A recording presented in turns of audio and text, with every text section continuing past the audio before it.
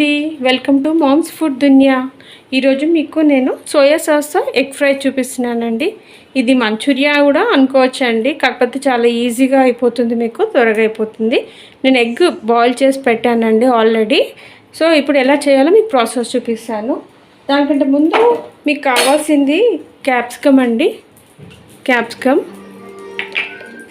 Onion అండి. Onion ఇవి పెద్ద సైజ్ తీసుకున్నానండి, ఇలా పీసెస్ లాగా తీసుకున్నాను. చూడండి, ఇలా పీసెస్ పెద్దగా, ఇవి పెద్దగా ఉంటే బాగుంటుంది. తర్వాత అల్లము అండ్ వెల్లుల్లి పీసెస్ చిన్న చిన్న ముక్కల్లాగా చేసుకున్నాను. చాలా సింపుల్ అండి. తర్వాత ఒక సోయా సాస్ మాత్రమే యూజ్ చేస్తున్నాను. ఇప్పుడు దీనికి ఒక టేబుల్ స్పూన్ ఆయిల్ తీసుకుంటున్నానండి.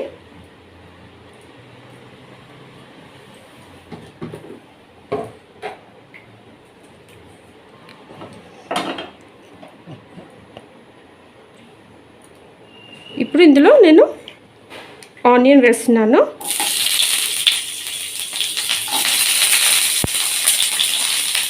కొంచెం ఫ్లేమ్ తగ్గించుకోండి, చిన్న ఫ్లేమ్ పైన చేసుకుని. క్యాప్సికమ్ వేసానండి. తర్వాత అల్లం పీసెస్ వేసాను, చిన్నగా తరుక్కున్న అల్లం ముక్కలు, వెల్లుల్లి ముక్కలు చిన్నగా తరుక్కున్నది. వీటిని లైట్గా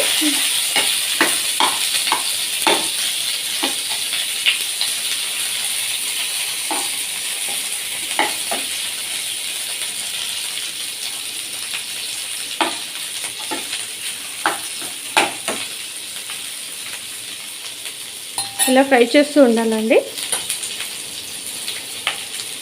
ఇది కాస్త ఆనియన్ అనేది మగ్గాలి, అందుకు దానికి కొంచెము సాల్ట్ వేసుకుంటున్నానండి. దీనికి ఎక్కువ సాల్ట్ పట్టదండి, సోయా సాస్లోనే సాల్ట్ ఉంటుంది. నేను సోయా సాస్ది సాల్ట్ తీసుకున్నాను, అందులో సాల్ట్ లెస్ కూడా ఉంటుంది. మీరు సూపర్ మార్కెట్కి వెళ్ళినప్పుడు చూసి తీసుకోండి. సాల్ట్ లేకపోతే కొంచెం ఎక్కువ వేసుకోండి, సాల్ట్ ఉన్నదైతే తక్కువ పడుతుందండి. సో నేను ఇది సాల్ట్ ఉన్న తీసుకున్నాను కాబట్టి కాస్త కొంచెం వేస్తున్నానండి, 1/2 టీ స్పూన్ వేస్తున్నాను. ఒకవేళ మీకు అల్లం వెల్లుల్లి ఇట్లా పీసెస్ అలా ఇష్టం లేకపోయినా పేస్ట్ కూడా వేసుకోవచ్చు, కాకపోతే ఇది బాగుంటుందండి. పీసెస్లో చిన్న చిన్న ముక్కలు తరుక్కుంటే బాగుంటుంది. ఎక్కువసేపు అక్కర్లేదండి, చాలా మెత్తగానే అక్కర్లేదు. ఒక 5 మినిట్స్ వేగితే చాలు, ఆనియన్ కానీ క్యాప్సికమ్ కానీ. మరీ మెత్తబడిన అక్కర్లేదు, ఒక 5 మినిట్స్ అండి.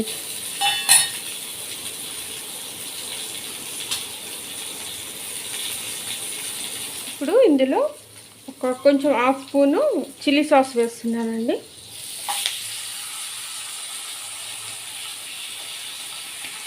తర్వాత సోయా సాస్ వేస్తున్నాను.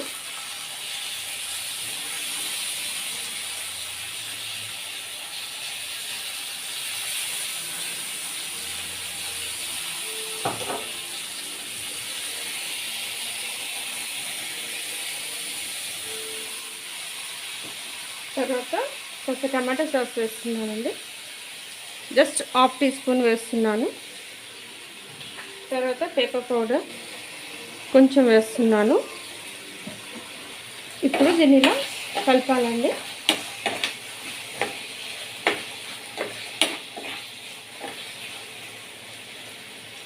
ఇందులో కాస్త వాటర్ పోయాలి,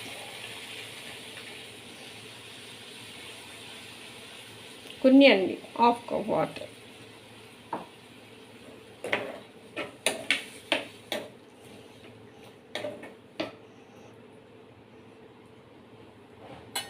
ఇప్పుడు ఇందులో కాస్త కొంచెం లైట్ షుగర్ వేస్తున్నానండి, టేస్ట్ కోసం. ఇప్పుడు ఇందులో నేను ఉడకబెట్టిన ఎగ్స్ వేస్తున్నాను, బాయిల్డ్ ఎగ్స్.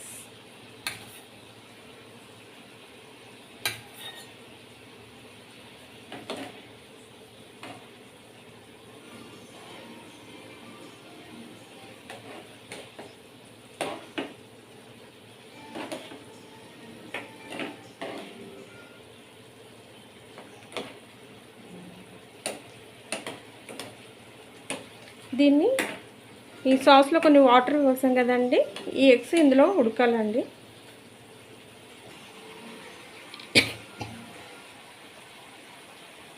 కావాలనుకుంటే కాస్త స్పైసీ పేపర్ పౌడర్ కూడా ఇంకాస్త యాడ్ చేసుకోవచ్చండి. నేను మళ్ళీ వేస్తున్నాను కాస్త, ఎందుకంటే స్పైసీ బాగుంటుంది.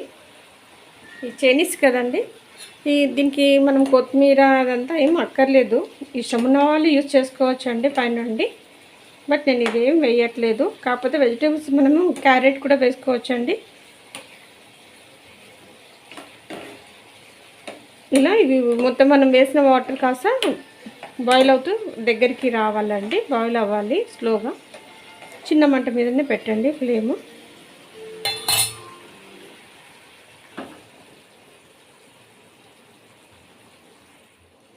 చూసారు కదండి, ఇది కంప్లీట్ అయిపోయిందండి.